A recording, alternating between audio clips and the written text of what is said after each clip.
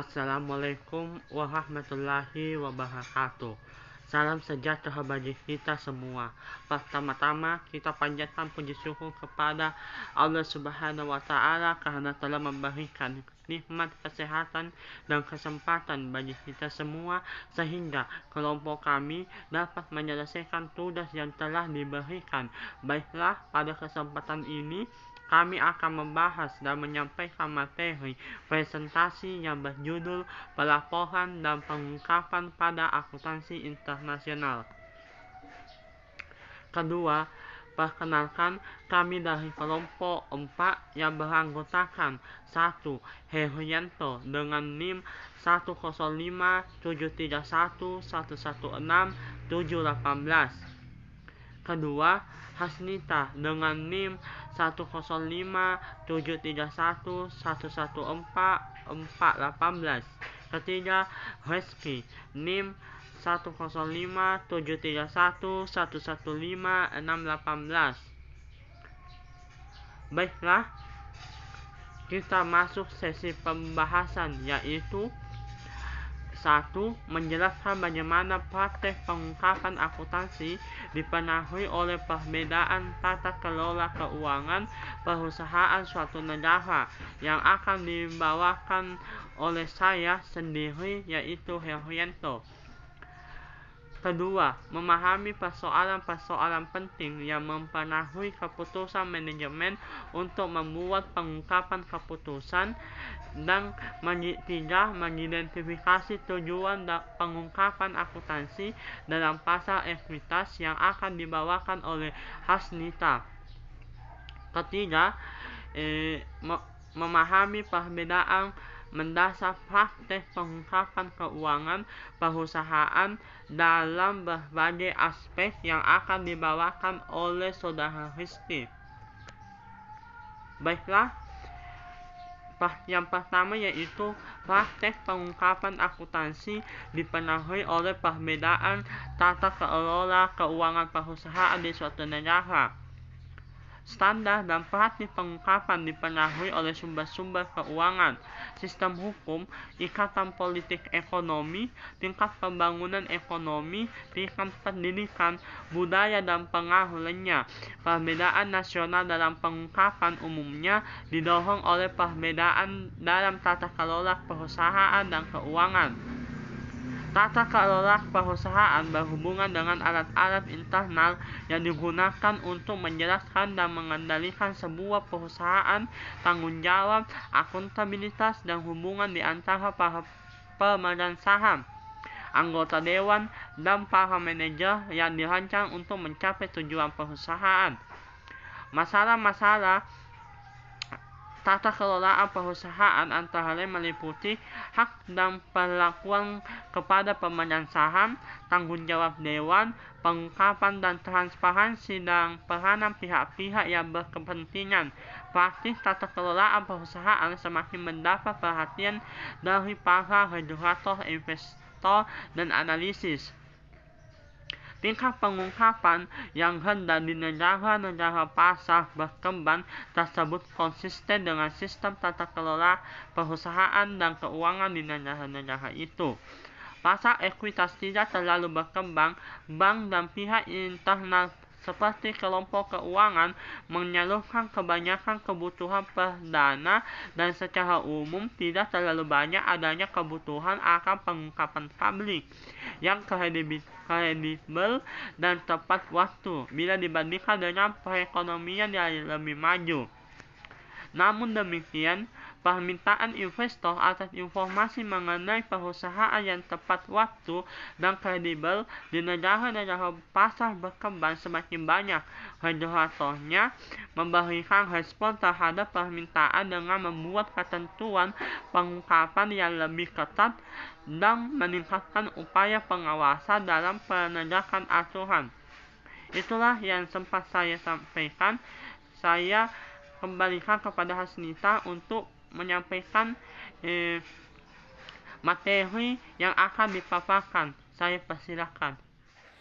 Bismillahirrahmanirrahim. Baiklah, saya akan melanjutkan materi yang telah dibawakan oleh Saudara Herianto. Perkenalkan, saya atas nama Hasnita, perwakilan dari kelompok 4. Adapun materi yang saya bawakan yaitu mengenai persoalan-persoalan penting yang mempengaruhi keputusan manajemen untuk membuat pengungkapan keputusan. Dalam pembuatan keputusan, para manajer harus berhati-hati dan memilih keputusan yang paling rasional dan paling sesuai dengan kebutuhan yang ada.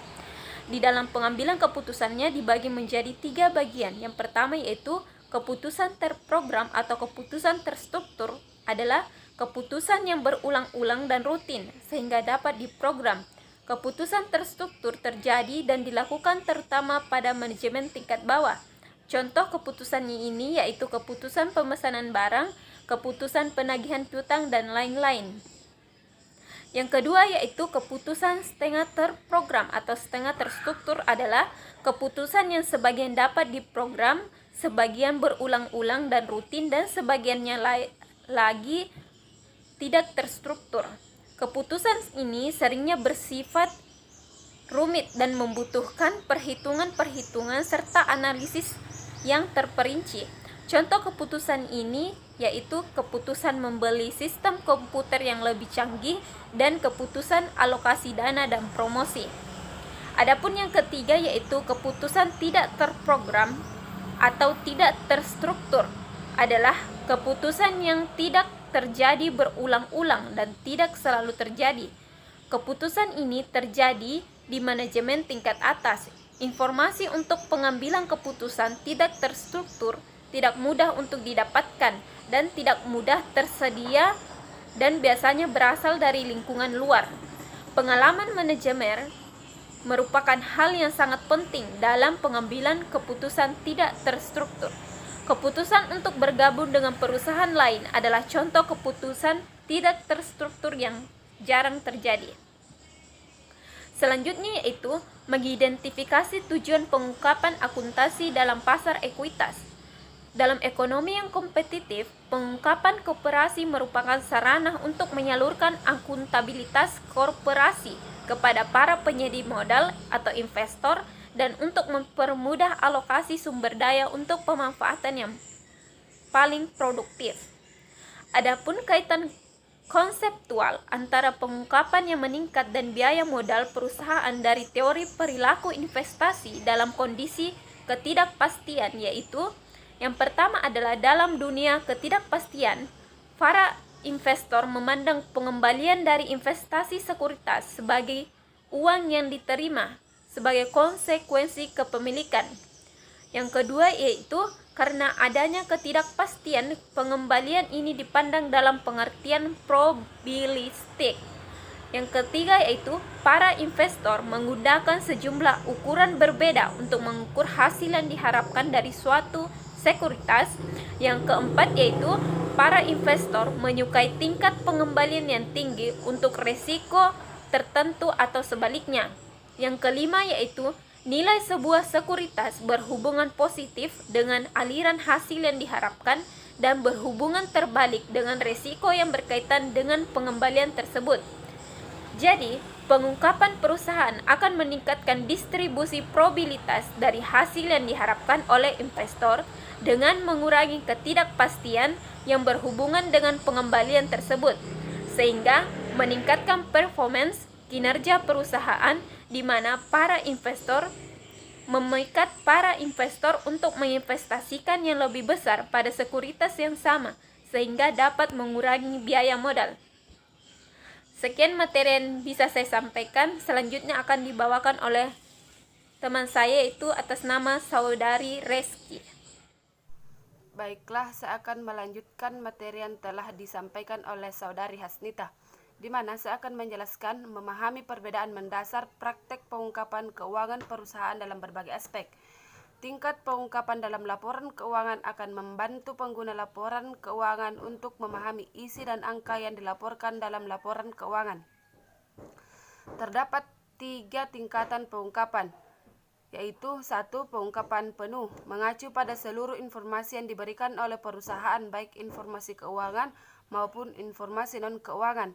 2. Pengungkapan cukup adalah pengungkapan yang diwajibkan oleh standar akuntansi yang berlaku. 3. Pengungkapan wajar adalah pengungkapan cukup ditambah dengan informasi lain yang dapat berpengaruh pada kewajaran laporan keuangan seperti kontingensi, komitmen, dan sebagainya. Saya kembalikan kepada moderator. Demikian presentasi dari kelompok 4. Semoga apa yang disampaikan dapat bermanfaat bagi kita semua. Jika ada kekurangan, mohon dimaafkan karena kesempurnaan hanyalah milik Allah saja. Wassalamualaikum warahmatullahi wabarakatuh.